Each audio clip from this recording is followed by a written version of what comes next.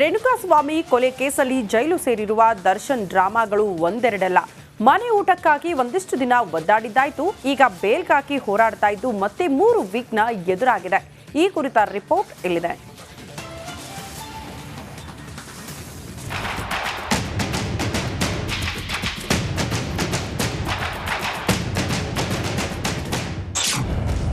ಸೆರೆವಾಸದಿಂದ ಹೊರಬರಲು ದಾಸ ಸರ್ಕಸ್. ಜಾಮೀನಿಗಾಗಿ ಕಾಯ್ತಿರುವ ಡಿಗೆ ಆ 3 ಪ್ರಾಬ್ಲಮ್.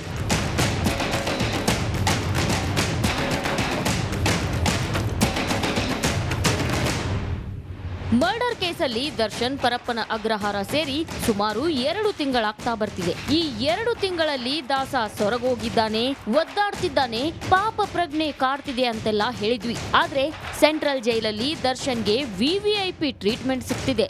ದುಡ್ಡಿದ್ರೆ ಸಾಕು, ಏನ್ ಬೇಕಾದ್ರೂ ಸಿಗುತ್ತೆ ಅನ್ನೋದಕ್ಕೆ 2 ಫೋಟೋ, 1 ವಿಡಿಯೋ ಸಾಕ್ಷಿಯಾಗಿದೆ.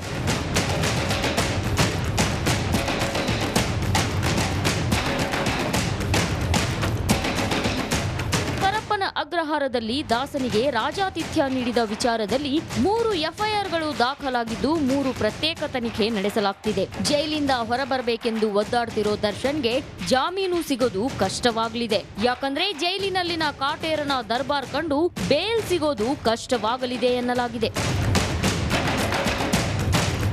ದರ್ಶನ್ ಫೋಟೋಸ್ ವಿಡಿಯೋ ವೈರಲ್ ಬಳಿಕ ದಾಸ ಪ್ರಭಾವಿ ಎಂಬುದಕ್ಕೆ ಇದು ಬಹುದೊಡ್ಡ ಸಾಕ್ಷ್ಯವಾಗಲಿದೆ. ಜೈಲು ಅಧಿಕಾರಿಗಳ ಮೇಲೆಯೇ ಪ್ರಭಾವ ಬೀರಿದವನು ಸಾಕ್ಷ್ಯಗಳ ಮೇಲೂ ಪ್ರಭಾವ ಬೀರಬಹುದು ಎಂಬ ಮಾತು ಕೇಳಿಬರಲಿದೆ. ಇದೇ ವಿಚಾರ ಪ್ರಾಸಿಕ್ಯೂಷನ್ ಜಾಮೀನು ಅರ್ಜಿ ವಿಚಾರಣೆ ವೇಳೆ ಬಹುದೊಡ್ಡ ಅಸ್ತ್ರವಾಗಲಿದೆ. ಇದು ಸಾಲದಕ್ಕೆ ದರ್ಶನ್ ಮೇಲೆ ಮತ್ತೆ 3 ಎಫ್ಐಆರ್ ದಾಖಲಾಗಿದ್ದು ಸಂಕಷ್ಟವಾಗಲಿದೆ.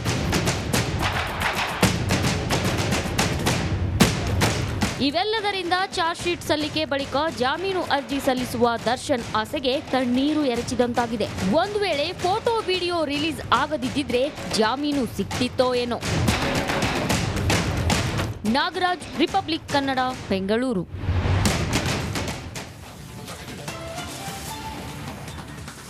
ಪರಪ್ಪನ ಅಗ್ರಹಾರದಲ್ಲಿ ಪೊರ್ಕಿಗೆ ರಾಜಾತಿಥ್ಯ ನೀಡಿದ್ದು ರಾಜ್ಯದಲ್ಲಿ ಹಲ್ಚಲ್ ಎಬ್ಬಿಸಿದೆ. ಆದರೆ ಇದೇ ದಾಸನಿಗೆ ಮುಳುವಾಗಲಿದೆ. ಭೂಪತಿ ಕೈಗೆ ಸ್ಲೈಡ್ ಸಿಗೋ ಸಾಧ್ಯತೆ ಇದೆ ಎನ್ನಲಾಗ್ತಾ ಇದೆ. ಯಾಕಂತೀರಾ? ಈ ಸ್ಟೋರಿ ನೋಡಿ.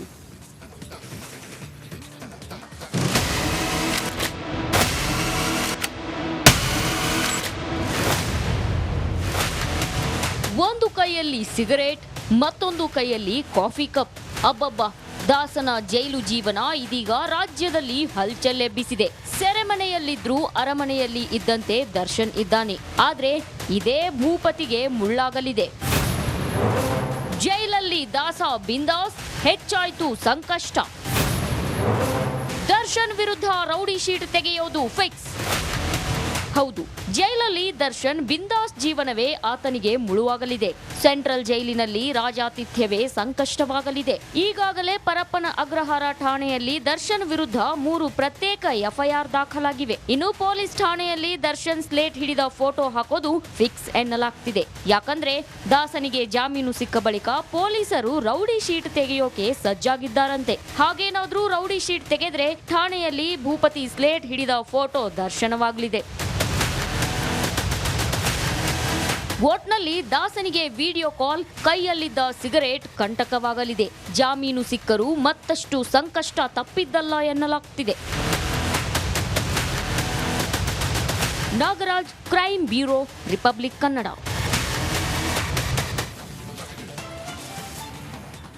ಸೆಂಟ್ರಲ್ ಜೈಲಿನಲ್ಲಿ ಮೋಸ್ಟ್ ನಟೋರಿಯಸ್ ರೌಡಿ ಶೀಟರ್ಗಳ ಜೊತೆ ದರ್ಶನ್ ಕಾಣಿಸಿಕೊಳ್ತಾ ಇದ್ದಂತೆ ಸಂಕಷ್ಟ ಕೂಡ ಹಾಗೆ ಸುತ್ತಕೊಂಡಿದೆ. ಮನೆ ಊಟಕ್ಕೆ ಹಾಕಿದ್ದ ಅರ್ಜಿ ತಿರಸ್ಕಾರವಾಗೋ ಎಲ್ಲಾ ರೀತಿಯ ಸಾಧ್ಯತೆ ಇದೆ. ಈ ಕುರಿತ ಸ್ಟೋರಿ ಇಲ್ಲಿದೆ ನೋಡಿ.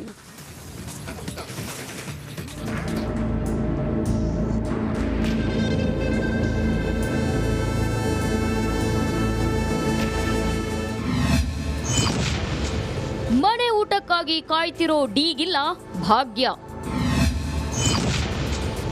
ಜೈಲಿನ ರಾಜಾತಿಥ್ಯ ಬಳಿಕ ಎಲ್ಲದಕ್ಕೂ ಬ್ರೇಕ್.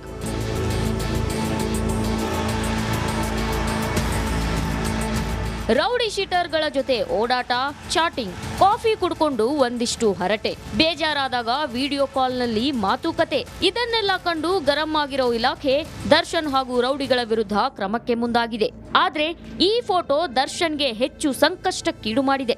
ರಾಜಾತಿಥ್ಯದ ವಿಚಾರದಿಂದ ಮನೆಯೂಟಕ್ಕಾಗಿ ಕಾಯ್ತಿದ್ದ ದಾಸನಿಗೆ ಕನಸಾಗಿಯೇ ಉಳಿದಂತಾಗಿದೆ.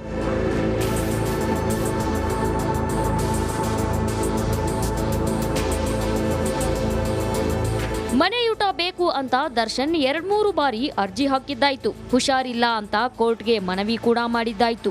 ಆದ್ರೂ ಬಿಡದ ಕಾಟೇರ ಮನೆಯೂಟಕ್ಕಾಗಿ ಹೈಕೋರ್ಟ್ ಮೆಟ್ಟಿಲೇರಿದ್ದಾನೆ. ಆದ್ರೆ ದರ್ಶನ್ ಮನೆಯೂಟದ ನಾಟಕಕ್ಕೆ ಹೈಕೋರ್ಟ್ ಫುಲ್ ಸ್ಟಾಪ್ ಹಾಕೋದು ಫಿಕ್ಸ್ ಆಗಿದೆ. ಮನೆಯೂಟ, ಹಾಸಿಗೆ ಹಾಗೂ ಪುಸ್ತಕ ಕೋರಿ ದರ್ಶನ್ ಹೈಕೋರ್ಟ್ಗೆ ಅರ್ಜಿ ಹಾಕಿದ್ದಾನೆ. ಆದ್ರೆ ಇದೆಲ್ಲವೂ ನಾಟಕ ಎಂಬುದು ಈಗ ಗೊತ್ತಾಗ್ತಿದೆ. ಮನೆಯೂಟಕ್ಕಾಗಿ ಯಾವೆಲ್ಲ ನಾಟಕವಾಡಿದ್ರು ಎಂಬುದು ಒಂದೊಂದೇ ಬಯಲಾಗ್ತಿದೆ. ಹೀಗಾಗಿ ದರ್ಶನ್ ಮನೆ ಊಟದ ಅರ್ಜಿ ತಿರಸ್ಕಾರವಾಗುವ ಸಾಧ್ಯತೆ ಇದೆ.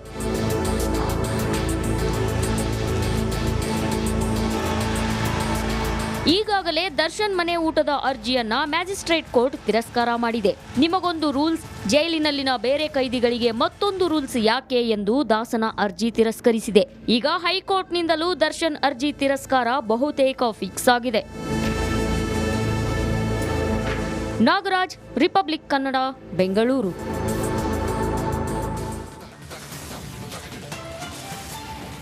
ಕಂಬಿ ಹಿಂದೆ ಕಾಟೇರ ಹೇಗಿದ್ದಾನೆ ಅನ್ನೋ ಅಸಲಿಯತ್ತು ಇದೀಗ ಜಗಜ್ಜಾಹೀರವಾಗಿದೆ. ಆದರೆ ಜೈಲಿನಲ್ಲಿ ಭೂಪತಿ ಯಾರೆಲ್ಲ ಜೊತೆ ಸಂಪರ್ಕದಲ್ಲಿದ್ದ, ಅವರೆಲ್ಲ ಯಾರು? ಇಲ್ಲಿದೆ ನೋಡಿ ಸ್ಫೋಟಕ ಡೀಟೇಲ್ಸ್.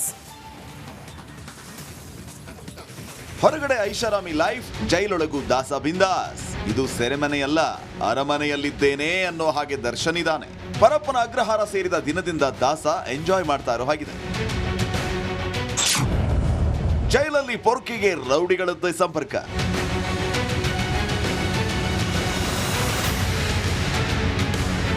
ಎಸ್, ಪೊರ್ಕಿ ಇಷ್ಟೊಂದು ಬಿಂದಾಸ್ ಆಗಿದ್ದಾನೆ ಅಂದ್ರೆ ಜೈಲಲ್ಲಿ ಈತನ ಸಂಪರ್ಕವೂ ಹಾಗೇ ಇದೆಯಂತೆ.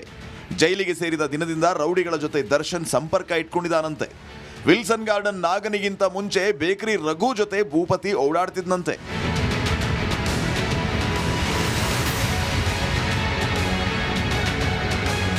ಇನ್ನು ಈ rowdy sheeter bakery Raghu Darshan ಇದ್ದ ಪಕ್ಕದ ಬ್ಯಾರಕ್ ನಲ್ಲಿದ್ದ. ಹೀಗಾಗಿ ಆರಂಭದಲ್ಲಿ ಈತನೇ ದಾಸನ್ಗೆ ವಾಕಿಂಗ್ ಟಾಕಿಂಗ್ ಪಾರ್ಟ್ನರ್ ಆಗಿದ್ದ. ಬಳಿಕ ಪರಿಚಯ ಆಗಿದ್ದೆ ವಿಲ್ಸನ್ ಗಾರ್ಡನ್ ನಾಗ. ಆಮೇಲೆ ಪರಪ್ಪನ ಅಗ್ರಹಾರದಲ್ಲಿ ಪೊರ್ಕಿ ಫುಲ್ ವೈಲೆಂಟ್ ಆದಂತೆ.